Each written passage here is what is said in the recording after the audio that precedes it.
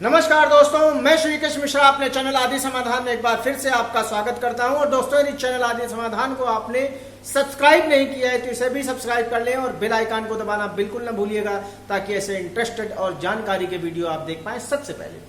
दोस्तों, ईश्वर के दर्शन करना हमेशा शांतिप्रद होता है और शुभ होता है, लेकिन क्या आपको पता है कि ईश्वर के भी कई रूप हैं जिनके दर्शन करने से आपको भारी नुकसान उठाने का सामना करना पड़ सकता है। हिंदू शास्त्र के अनुसार ईश्वर के कुछ विशेष स्वरूपों के कुछ ऐसे विशेष स्वरूप भी हैं जिनका सामान्य जन अगर दर्शन कर ले तो दुर्भाग्य का उनके सामना करना पड़ सकता है। आइए जानते हैं उनके स्वरूपों के दर्शन कैसे होते हैं, या वो कैसे होते हैं जिनके स्वरूप के दर्शन आपको नुकसान पहुंचा सकते हैं। सबसे पहला स्थान है गणेश जी का। ईश्वर की पीठ के दर्शन करना यानी बैक के दर्शन करना अशुभ होता है। विशेषकर श्री गणेश जी के दर्शन, श्री गणेश जी की पीठ के दर्शन करना, इसे देखने मात्र से दरिद्रता आती है, लेकिन वही गणेश जी की प्रतिमा जो प्राण प्रतिष्ठित अवस्था में हो, उसी की पीठ के दर्शन करना हानिप्रद होता है। मंदिर दूसरा है। घर में यदि आप, घर में सबके छोटे छोटे मंदिर होते हैं, पूजा का एक स्थान होता है, लेकिन आप अपने घर के मंदिर में एक ही देवी देवताओं के विभिन्न स्वरूपों को यदि घर में रखते हैं तो यह बहुत अशुभ माना जाता है। इसे शुभ कभी नहीं हो सकता। इससे आपके पद और प्रतिष्ठा में लगातार गिरावट होती रहती है। तीसरा स्थान है किसी भी ईश्वर के रौद्र रूप के दर्शन करना। मंदिर हो या आपका घर का मंदिर हो, देवी देवताओं के रौद्र स्वरूप का चित्र या उनकी मूर्ति को आपको अपने घर में नहीं रखना चाहिए।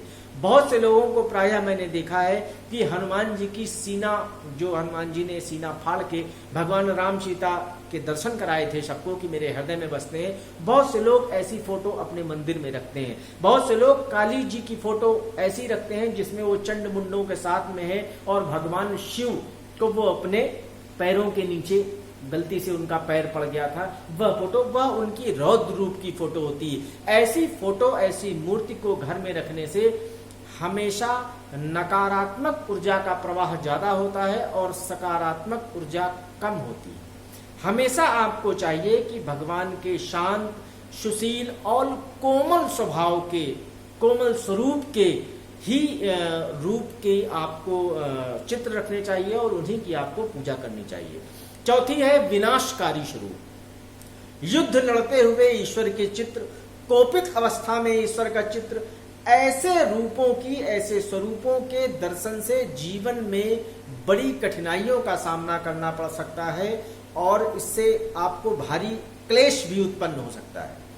देवी देवताओं की फोटो कभी भी एक दूसरे के सामने सम्मुख करके, मुख करके नहीं रखनी चाहिए। इससे आपको जनहानि होती है।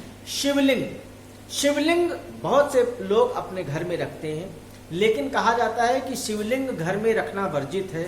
लेकिन वही शिवलिंग घर में रखना वर्जित है जिसमें शिव और लिंग दोनों जुड़े हुए हों। यदि आप का जो लिंग है उसके ऊपर आप अपना आसन, कपड़े का, रुई का, किसी भी चीज का आसन रखते हो, आसन के ऊपर शिवलिंग मतलब शिव जी का की जो बटिया हो छोटी सी, आप वह रखते हैं तो वह निषेध नहीं माना जाता। यदि आप फिर भी यह सोच रहे हैं तो इस चीज को, जहां भी आपका तुलसी आपने लगाई हुई हो घर में, उस तुलसी के गमले के पास यदि आप इस शिवलिंग को रखते हैं तो आपके घर में पॉजिटिव ऊर्जा भी रहेगी। दूसरे, यदि कोई प्रेत बाधा या ऐसी कोई बुरी शक्तियों का घर में आवागमन भी होगा तो वह बाधित हो जाएगा और वह कभी आपके घर के भीतर नहीं आ पाएंगी। शिव और लिंग अलग अलग हों, वही आपको घर में रखने चाहिए। जो शिवलिंग एक साथ जुड़े हुए हों, जैसे मंदिर में आपको मिलते हैं, वह आपको घर में कभी भी पूजन के लिए नहीं रखने चाहिए।